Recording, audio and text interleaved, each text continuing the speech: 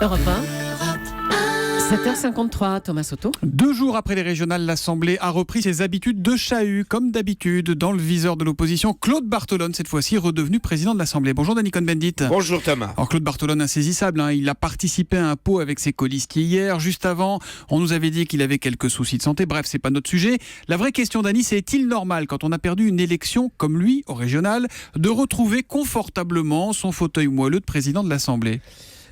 Pour moi, non. Je trouve que quand on est candidat à une élection, à la présidence de l'Île-de-France, eh bien, il ne faut pas savoir ou il ne faut pas accepter des parachutes ou un parachute doré. Donc nous, quand on est de gauche, on est contre les parachutes dorés. Je ne comprends pas pourquoi donc Claude Barthelone a accepté de pouvoir garder son siège de la présidence de l'Assemblée. Et ce n'est pas à cause de ses déclarations maladroites, absolument maladroites, contre Valérie Pécresse quand il a dit qu'elle était pour la race blanche, etc. Oui.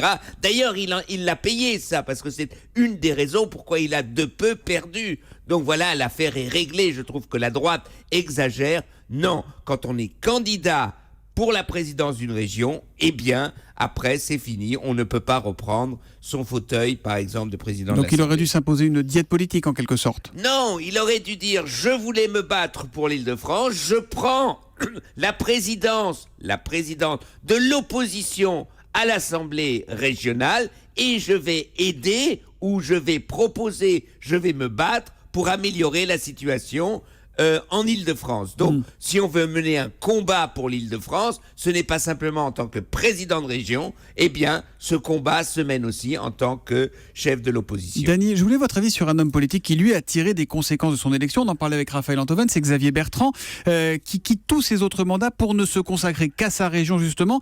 C'est le roi de la com, Bertrand, ou il a compris, lui ?